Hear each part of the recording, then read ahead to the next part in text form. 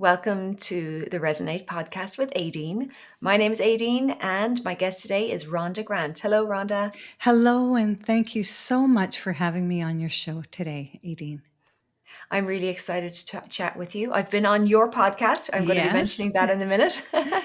And I know you have so much wisdom and so many insights to share with our listeners today on using their voice and getting really good at communicating, which is what the voice is really for. But let Yes. me tell people about you a little bit here. Rhonda Grant is an active leader, highly regarded as an entrepreneur and award winning real estate professional.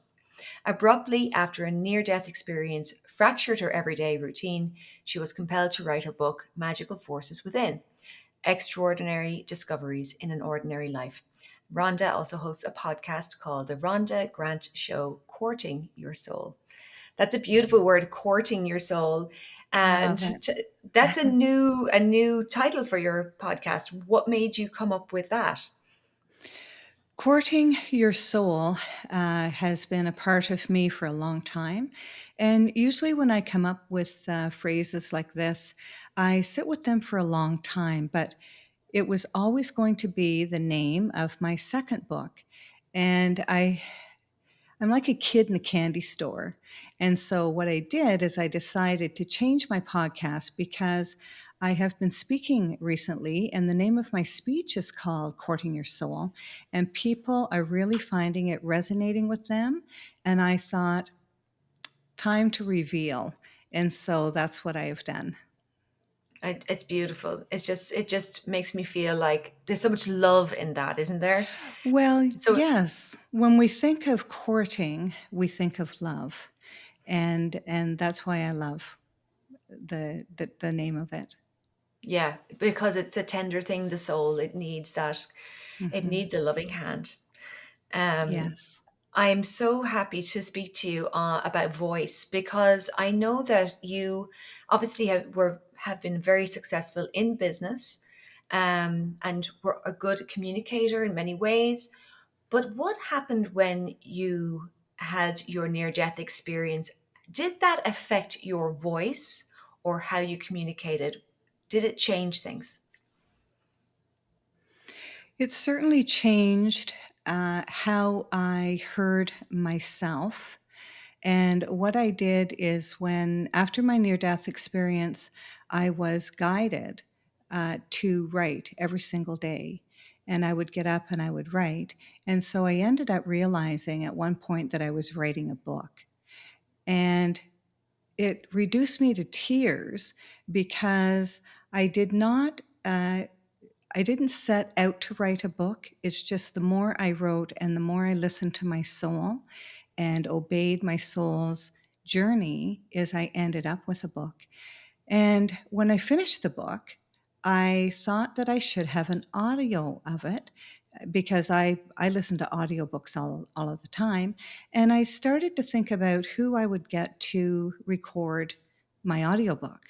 And the more people I asked, they said, "Why do you not record it? You have a beautiful voice." And so that's what I did is I went into the studio and I recorded my audiobook. And then after I released my book and my audio, I was asked to start a podcast. And so from there, I went to more speaking, which was a podcast. That's phenomenal. And in your everyday speaking experience, was there a change in your voice there as well? Yes, because in my near death experience, I actually left my body, and I was already an enlightened being, but that enlightened me even further. And I found that I was I spent time listening and resonating and not just being a person who just spoke, but rather a person who spoke from the heart or from what the soul was guiding me to say. And so I was more contemplative before I spoke. And I think that was the biggest change, is that I was able to sit and listen for a long time to people. And when I did speak, I usually had something quite enlightening to say to those people that I was listening to. Yeah. And one of the things I've loved about your podcast is you bring out the journey people have been on in order to connect with their own soul. And they're very profound podcast episodes. I have to say, I've really enjoyed the ones I've listened to, and I really enjoyed listening to your audiobook as well. Thank There's you. a pace, I think, as well, when someone is coming from their heart or Mhm. their soul. Um, it's a little bit more measured, or there's a little more space as well.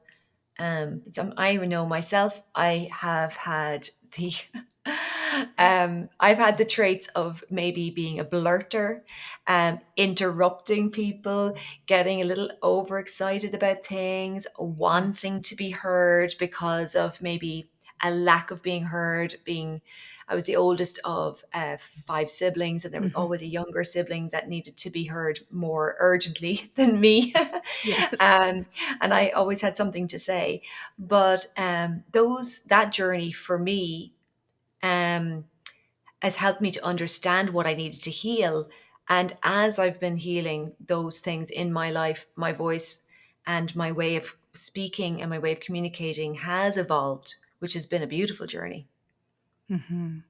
Well, and the key is listening, I find. With my podcast, I ask questions, I listen to my guest.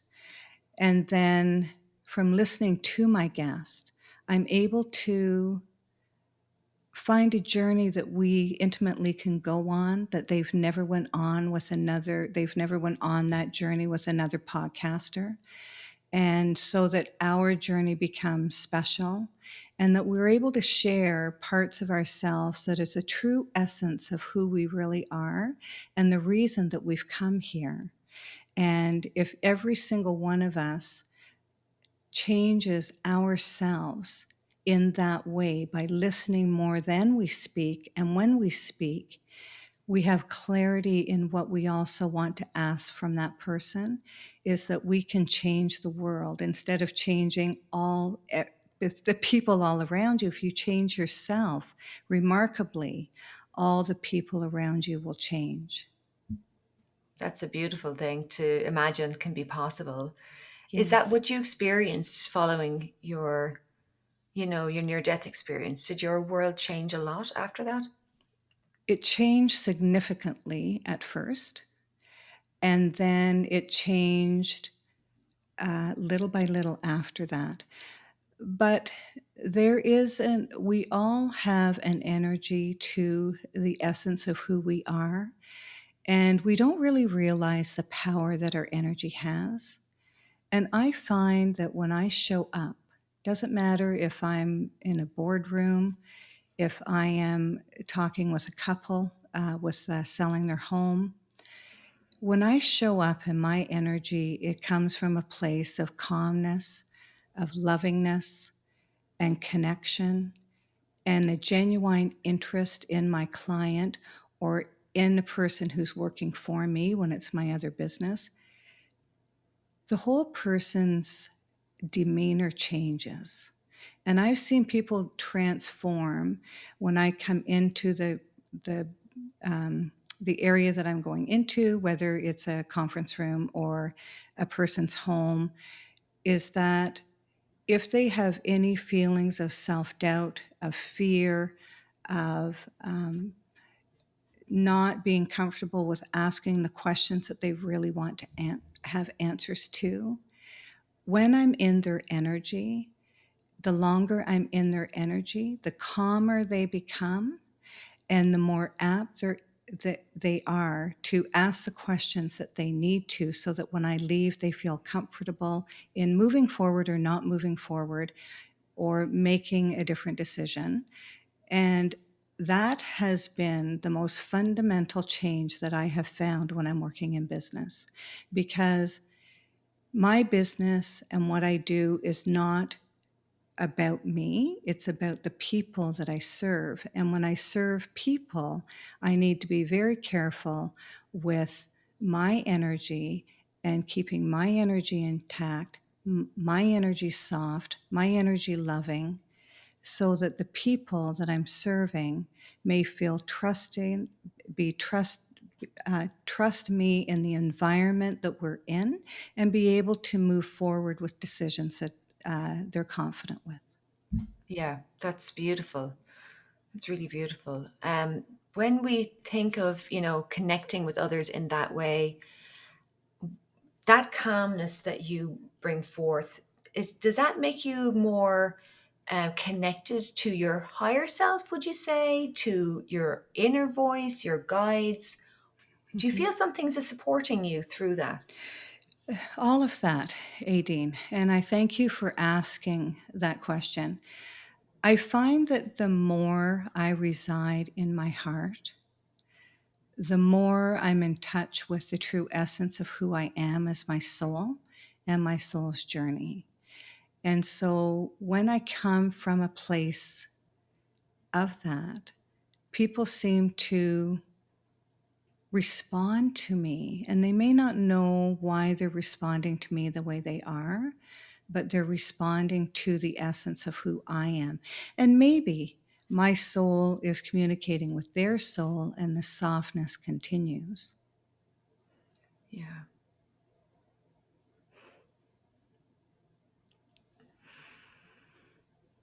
it's beautiful. You can feel that energy Mm-hmm. between us as well. Yes. How would you suggest someone find that peace and calmness within themselves? Well, I think that, the soul's journey is vast. And, we have a lot of bumps and bruises along the way. And I think that we spend a lot of time blaming others for our situations or some of the things that we do in life. And we always think it's somebody else's fault. And I think that if we just surrender and just take a look at ourselves and the role that we play, I think that we'll find that we can just surrender to certain situations and let them go instead of piling up all these she should have, he should have, and all those things. And we just surrender that this is our journey. These are the people that are in our journey, and that we would live a more loving and sacred life if we stop blaming others, surrender to our own journey, and just focus on ourselves and loving others. Yeah. And there's a lot to be said to stop blaming yourself also, because we Yeah. do that too. We blame ourselves. I think we're hardest on ourselves. We can frighten ourselves because I've challenged myself in ways, as taking on projects that I wasn't ready for, and then it's sort of we want to do a self-sabotaging, right? And instead of doing that, if we have taken on something that is too big for us, but we still want to accomplish it, is to reach out to someone who is in that field, and for instance, yourself as a voice coach, and have them help us reach our goals so that we can feel good about ourselves, about the choices we have made, and having others help us reach our journey, because it's only in having others help us with our journey that we're able to accomplish those bigger things in life. Hmm. There's something very significant here, because I feel that we're talking about, voice and, Hmm. self-expression. If we can't accept the circumstances of our life Yes. and we're arguing in our own minds all the time, we may not Yes. see No. what we want to accomplish. We may not see who it is that's right on our doorstep that would help us accomplish that. Hmm. Or we may see who might help, but not allow ourselves to Hmm. ask for that support. Yes. Hmm. And there is a tragedy in that, because I feel that each person is so special and so unique and so perfectly placed within our own community, our own family, to have a positive effect on our lives and on the world around us. So we can't, it's almost, I liken this to the stepping stones. You know, when you don't Yes. trust the step you're on and you're hopping from one foot to the other going, I don't want to be on this stepping stone, I don't want to be here. Yes. It's very, you can't take a confident next step. So that surrendering is a lot of acceptance. And sometimes people are in very Mhm. difficult situations. What would you say to that? If you're in a very difficult situation, how would you suggest someone try to surrender to it? When I speak about surrender, I don't mean giving up or giving in to a situation. When I speak about surrender, I speak about you yourself surrendering to your soul's journey. And with that, it gives you the confidence to make decisions based on the situation that's in front of you. So it gives you the confidence to make a change in your life, a change in friendship. And sometimes you don't even have to make a change in friendship, because I find that the more you evolve your humanness, people who don't, can't, and won't, um, talk about those things because they feel safe where they are, those people fall away, and then new people come up and take their place to help you on your journey. Messengers will show up to help you on your journey. So I think that in a bad situation, the best thing is surrender, that you're not going to accept this situation that's in front of you, and that you're going to make decisions based on taking different roads Mm. Almost away like from there's that. a lesson, or I'm going to evolve through this situation. It's part of my soul's journey, implies that there's a lesson or something, right? There's a lesson. And I think that a lot of people, not a lot of people, but there are some people who uh, start their morning in a rush and a panic, and then they are pushy and shovey, and unfortunately sometimes they're in a vehicle, and so they're kind of reckless in their vehicle, and those types of things. And people who are calmer and are in the true essence of themselves and are concerned about all people that they meet during the day would not be rushing and cutting people off. And I mean, a lot of people have road rage that is very, very dangerous. And I've seen some, and it's very, very scary to the person who is driving along, not realizing that this is going to happen, because it can happen suddenly that a person becomes very, very angry and they want to take their anger out, and they happen to be driving, a vehicle that's a ton or half a ton. And I think that, it's hard for people at that level of being angry to think about loving other people and caring about other people. Mm.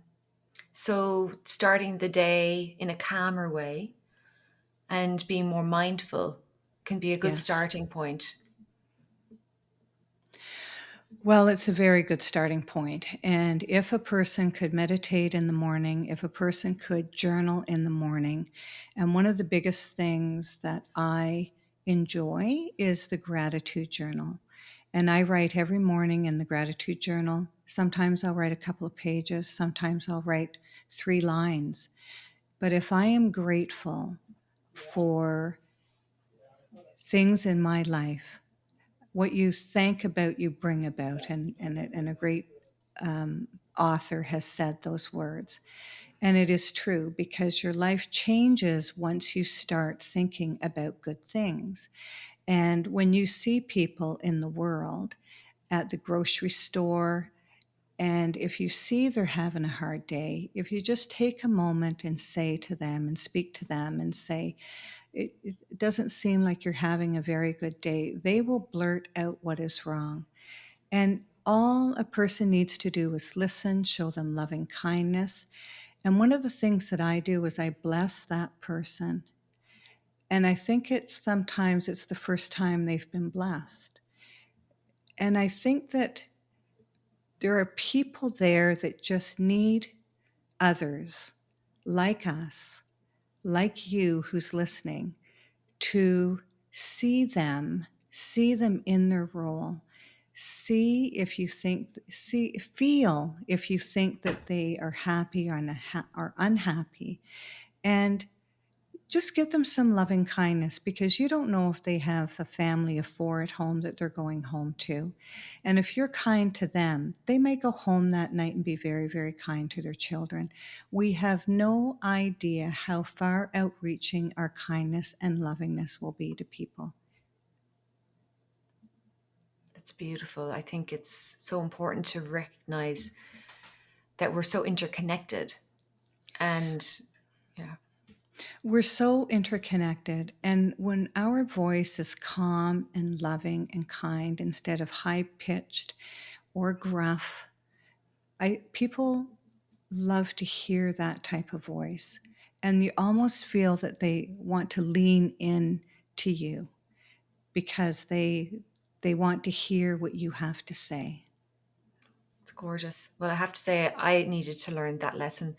My husband and I, if we were out for a meal and I got a cup of, I'm going to just use the example that it came from a Sure. cup of tea. I got a Yes. cup of tea and the water was cold, or the water looked like it had like iron in it, or it was Yes. very unappealing. Like I wouldn't want it at all. My voice was tended to express that frustration and that I felt let down to the waitress. Right. And Mike said to me a few times, Aideen, that waitress was really shocked that you spoke that way. Because up till then, of course, I was like very sweet and very nice and Yes. kind, but Yes. it somehow triggered me. And so he had to say it to me at least twice. And then I was like, okay, here, now I'm going to do something about this. So this is Yes. a little strategy that maybe some of the listeners might need. Yes. Of course they I do. needed it. I made a prayer. So I like to make a kind of a prayer and intention and say it 3 times. But basically, Mhm. the prayer was, Dear God, help my voice to always have kindness in it, Beautiful. even when I'm frustrated, even when the service has been shoddy, even when I'm angry that something didn't work out the way I wanted it to, in every circumstance, help me to express my needs and make my needs heard, but in the most beautiful, loving, kind way. And Right. then I would say, in the name of Jesus Christ, or you can say in the name of the most divine light and love, Right. and amen. And I would say that 3 times. But the shocking thing was, and this is not the first time that I've had this experience, the next time I was out for a meal and something like this happened, my reaction was completely different. And in fact, I did not even become irritated. Yes. I wasn't, I mean, I saw the thing, I was like, in the past, that would have really pushed my buttons, but the button didn't get pushed. So it was so Yes. much easier not to have anything kind of come from that, because it came to the source of my irritation. It wasn't just, I felt irritated, but I managed to control my voice. I just didn't feel as irritated. So anybody who needs help with this, no, you're Yes. not alone. Yes. And I think most of us you could be very tired. I know that I've had this experience with my husband where I've been exceptionally tired or felt very ill. Hmm. And that's when I would say something in a very unkind or unloving way. And I've had to, I think in the past as a child, it was kind of the norm that you kind of, someone would be irritated. So there'd be a bit of Yeah. back talk, or, and we kind of accept it at certain stages of our lives. But now I Yes. don't accept it. Hmm. Hmm. Well, and when I have a suggestion, which I just did last night, because I was out to dinner with my sister, and I was disappointed with my food, And I ate as much as I could and then decided I didn't want any more. And when the waitress arrived, um, I just described um, how disappointed I was with the presentation and the taste, and my expectations obviously were higher. And I just said that perhaps they would let the kitchen know that a person would appreciate a better presentation.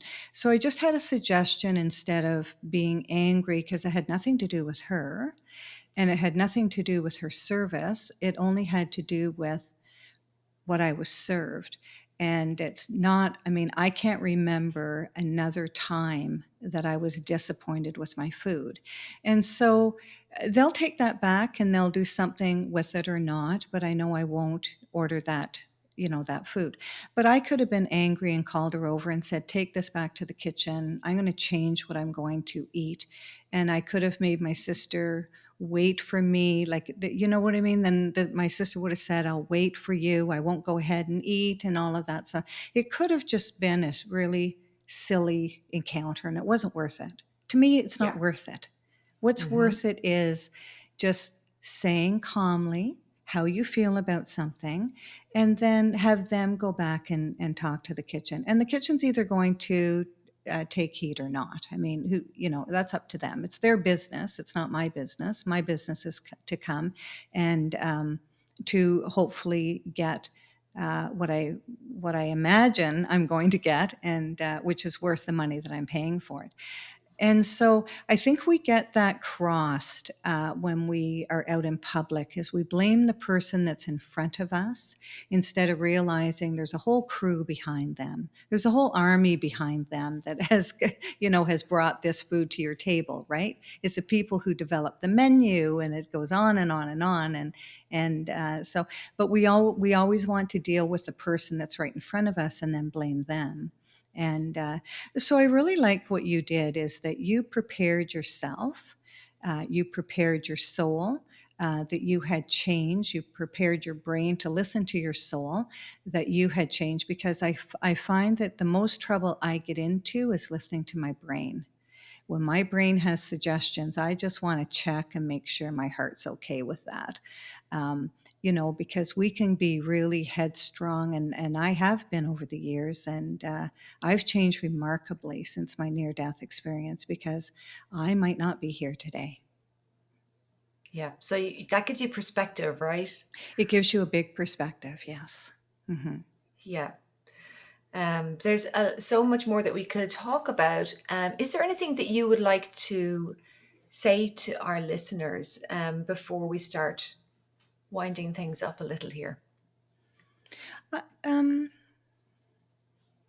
I would say that if you're listening to this podcast and you like what you hear, and you wonder how you can begin on this journey that both Aideen and I are on, is that if